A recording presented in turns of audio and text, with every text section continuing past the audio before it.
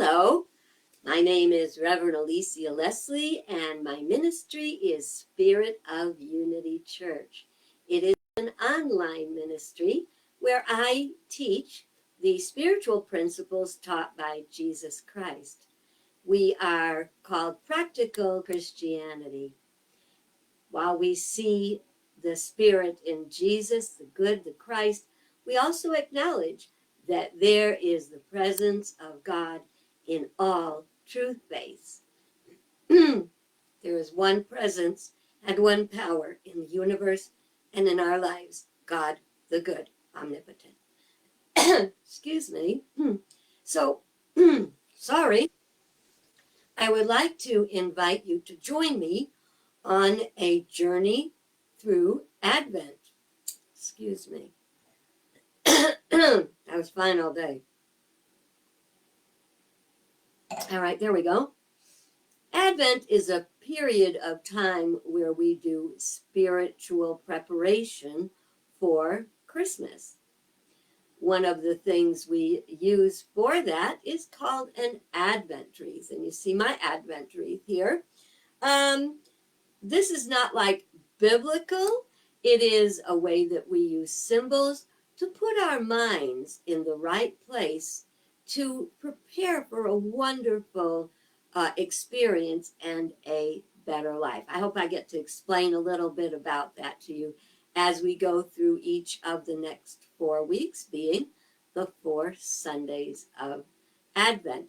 So on the Advent wreath, you'll see I have 5 candles. Many people use 4 candles. I have 4 white, which represent Christ in spirit, and then the red represents Christ incarnate, or Christ is born in the flesh. I just like to decorate it. The flowers don't have any specific significance, but each candle stands for one aspect we can focus on as we do our spiritual preparation for Christmas. Today, our first candle is the candle of hope. I'm going to light it now.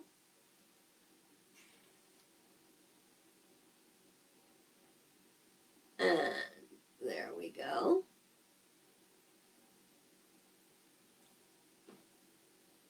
Okay, so that is the candle of hope, and what we're going to be focusing on today is hope.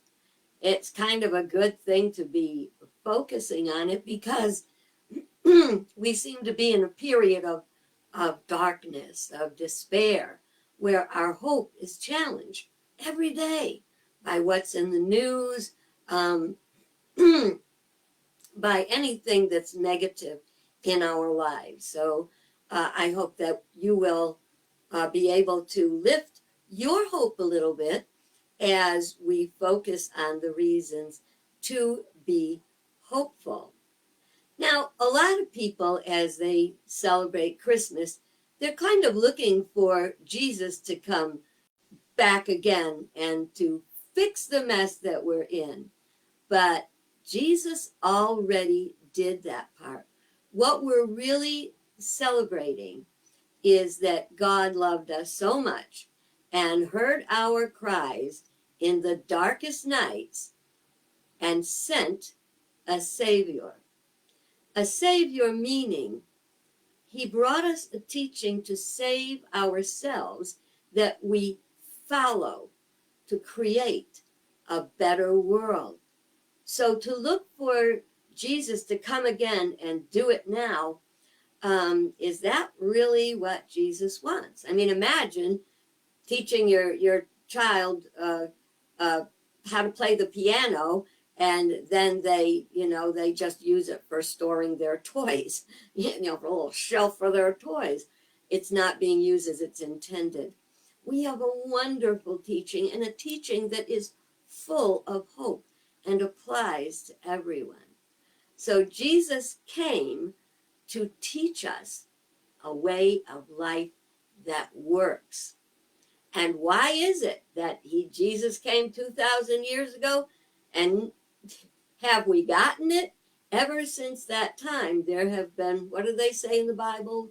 wars and rumors of wars and sin and despair and the gnashing of teeth and all that kind of stuff. That's not what life was for. You remember, Jesus said, I came that you may have life and have it in abundance. So we want that abundance, right? Well, in order to do that, we've got to have hope. Oh, gosh, as I said that, a silly song popped into my mind from, a movie like 100 years ago. And it said, you got to have hope. And it said, what makes that silly old ant think he can move a rubber tree plant? Anyone knows an ant can't move a rubber tree plant. But he had high hopes, high hopes, high apple pie in the sky hopes. And so can we. Hope is amazingly important that we don't even realize it. What we have to do is, instead of getting down in the dumps and staying down in the dumps, we have to observe what is going on and release and change the way that we're thinking. Observe and see what is the cause of this, what is happening, whether it's in your life or whether it's on global warming or whatever it is. We always look to cause, because our hope is in the fact that when we figure out the cause, we can change the effect. Okay, so the negative things we're looking at right now are effects. We don't figure out the cause, we can't change the effect, right? Okay. There is a spiritual principle. It's called the law of mind action. And it says that the thoughts we hold in mind manifest in kind. Or like I say, where the mind goes, energy flows and manifestation follows. What do you want to manifest? I know that might sound kind of like, oh, it can't be that simple. It can't be. Yes, it can. Think about this. Let's say that you get angry with your mate because he or she left dishes in the sink all night, and they were sticky and grimy and everything in the morning, and meantime your mate's gone off to work. Well, you go off to work or about your daily chores or something, and all this time you're just brewing, you're getting angrier and angrier about daggone dirty dishes. I got to go back and get them. Let me tell you something, when that person gets back, I'm going to give them a piece of my mind. You done that one? Probably. Well, what you're seeing is the law of mind action at work. The cause of your anger, dirty dishes in the sink, well, somebody left them there, so that is the cause. Now, you probably had that argument 800 times. So if you had that argument 800 times and it's not working, what do we have to do? Change the argument. We have to change our mind so we can change our life. There's more hope in having a calm and peaceful conversation about something than to try to start a war about it, right? Think about that, though. You know, I know y'all probably, let's see, today is Sunday, so 3 days ago you had your family dinner, and hopefully it didn't break out in political discussions and arguments and anything that was negative, because it's a day of Thanksgiving, giving thanks for what we have. Let's change our minds, change the cause where we can change the effect. You can do this. Now, one of the things you have to do is you have to reject, remove, and replace the negative thoughts. You have to get them out of your mind, because the more you hold on to them, what are you going to do? The more you're going to be fussing over them all day and aggravating yourself. 1 second.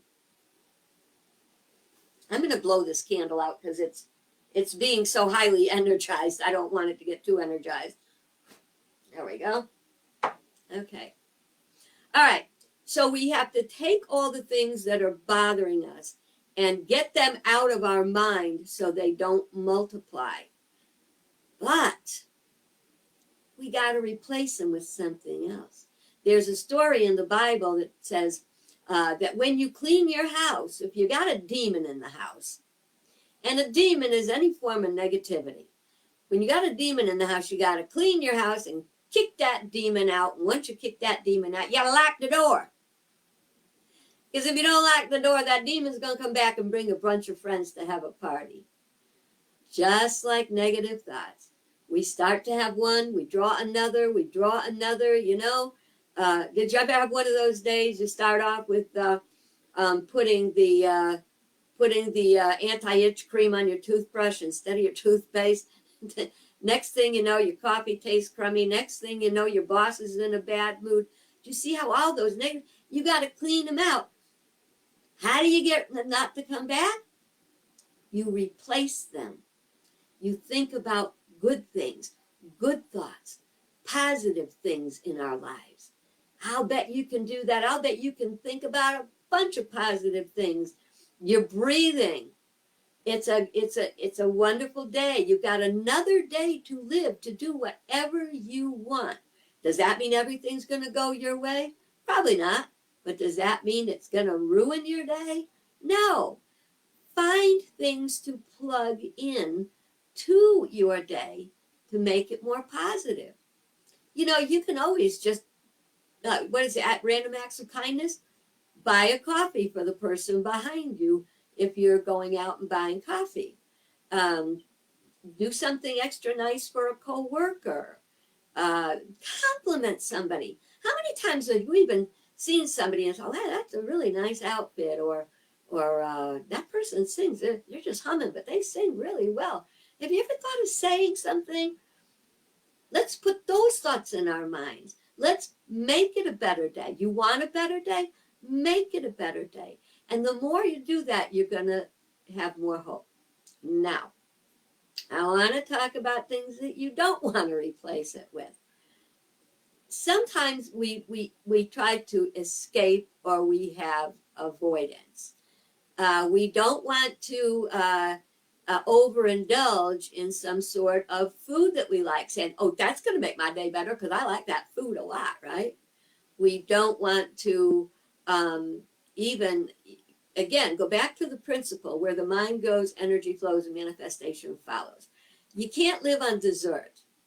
Now, don't get mad at me, okay? I want to talk about something a lot of people that don't agree with me, but it's okay. And that is overdoing it on Hallmark movies, especially this time of the year. Why? It always works out good. Well, wouldn't you think? Well, that's a good idea. Why don't I want to just indulge myself in these fantasies of, you know, well, first of all, you don't want to live virtually or vicariously through someone else's life. You want to live your own life. Life is not like a Hallmark movie all the time. You know, they show at the end everybody kisses. They don't show, 10 weeks later when the glow is off the apple. But it doesn't mean they're not good. They're good, and they are like dessert. Dessert is good. It is very helpful to watch things that inspire us, inspiring biographies, or even like It's a Wonderful Life. He had his problems, and some people say it was such a dark movie it was never a hit. But in the end, it worked out. And if you've watched the movie, in the end, the bell rings on the Christmas tree, and the little girl says, when a bell rings, another angel has got its wings. So it shows struggle and kind of more of a, for lack of a better word, realistic thing. The reason that's good is because it shows you can overcome struggles.